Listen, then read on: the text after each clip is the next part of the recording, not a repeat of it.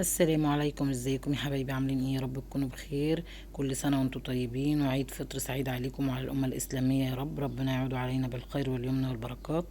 النهاردة هنعمل مع بعض بقى ايه؟ الترمس والحاجات الجميلة بتاعت العيد بقى والمسليات بتاعتنا، وهنعملها بطريقة بقى جميلة كده هتعجبكم وبدقة في منتهى الجمال. يلا مع بعض كده نشوف وصفتنا. نسمي الله ونصلي على الرسول. معايا حوالي كده نص كيلو من من الترمس، ومعايا ربع كيلو من الحمص عشان نعمل معاه بعض ميكس. هنا كده اهوت. نضفت الحمص بتاعي وخليته كده تمام. نضفته من اي واحده مكسوره فيها سوسه فاضيه وقشره من كده الكلام ده. نضفته وشطفته كام شطفه كده، وخليت الميه بتاعته تمام بيضه. وحطيت له ميه نظيفه علشان هنقعه ليله كامله. هنقعه من بالليل للصبح علشان يبقى معايا كويس، وعشان احط له بقى الميه النظيفه علشان لما يشرب مني وينفش يبقى شارب ميه نظيفه. هنا كده كان بات معايا ليله كامله، والافضل ان احنا نبيته ليله كامله الكميه معايا بتتضاعف. بسم الله اللهم بارك. الكميه معايا تشوف الحمصيه بقت معايا حجمها قد ايه، والترمسيه نفس الكلام. رفعهم على النار كده. مش هياخدوا معايا حوالي 10 دقايق على النار لانه منقوع طبعا، فمش هياخد معايا سوا.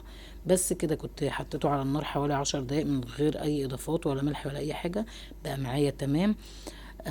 بعد ما استوى كده بقى معايا اللهم بارك. اهم حاجة ان احنا ما نمدش ايدينا في الحمص ولا الترمس علشان لما نركنه ما يعملش معايا الريم، او ريحة المية ما تغيرش، او يبقى اللي يعمل معايا المزلقة دي. اي ما مدي ايدي اخد منه او اعمل فيه اي حاجة بالمعلقة. بصوا معايا كده الحمصية والترمسية السوا مظبوطة اللهم بارك، ولا مهري ولا ناشف معايا الحمصية والترمسية مظبوطين كده. كان تمام كده معايا استوى. هبتدي بقى اعمل المحلول الملح بتاعه. معايا كده هوت 4 معالق من الملح، المعلقة الصغيرة. كل واحد حسب ما بيحب الحدق بتاعه. انت بتحبي ملح كتير كتري كده، وحسب ما انت بتحبي. انا طبعا هعمله مظبوط. حطيت حوالي 4 معالق صغيرين من الملح ودوبتهم كده في في كوباية مية، وهنزل بيهم على الترمس كده تمام. هبتدي برضو بقى طبعا الحمص طبعا نص كمية الترمس، فاحط معلقتين من الملح، معلقة برضو صغيرة، ودوبتهم برضو كده في كوباية مية واقلبهم. وهنزل بقى بيه بالملح بتاعي على على الحمص كده تمام. كده خلاص كده الحمص والترمس بتوعي كده بقوا تمام. اهم حاجة لما نيجي ناخد منهم ناخد مثلا بمعلقة او بكبشة، بحيث مش عايزين نمد ايدينا فيه، عشان لما بنحط ايدينا فيه هو اللي بيخليه المية بتاعته ريحتها تغير ويعمل الريم ده. بس هنا كده بقى هنعمل الدقة بتاعتنا، وهنعمل بقى ميكس حلو كده بطريقة جميلة. هنا كده كان معايا معلقة من الملح، معلقة من الكمون، معلقة من الشطة، معلقة من من البابريكا، ومعايا ليمونتين، او حسب ما انت تحبي ليمونه مفيش مشكله. هحطهم كده في علبه بغطا، وهاخد كده حوالي كبشتين من ميه الترمس.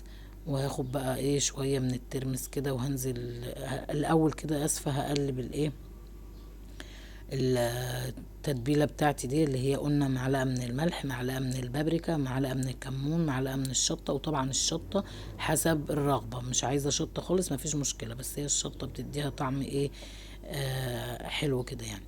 بس كده هبتدي انزل بقى بحوالي 3 كبشات كده من من الترمس. وهنزل برضو بحوالي كبشتين 3 كده برضو من من الحمص بتاعي. وهقلبهم بقى في في التتبيله الجميله بتاعتي. التتبيله اساسا ريحتها اللهم بارك يعني. انا كنت بعمله وانا صايمه، بس يعني انا من عشاق الحاجات ديت، فكانت يعني نفس المغرب تأذن عشان اكل منه. بس كده قلبت الحمص والترمس مع بعض في في التتبيله بتاعتي، ونزلت عليهم كده بالليمون وقلبتهم. وكده تمام. لو حابه بقى ديت مجهزاه على اساس لو جالك اي ضيوف تبقى عندك الحمص والترمس مجهزين بالتتبيله تقدميهم. بس كده وكده تمام. وكده قدمنا مع بعض بقى الحمص الجميل والترمس وده بالتتبيله. وكل سنه وانتم طيبين.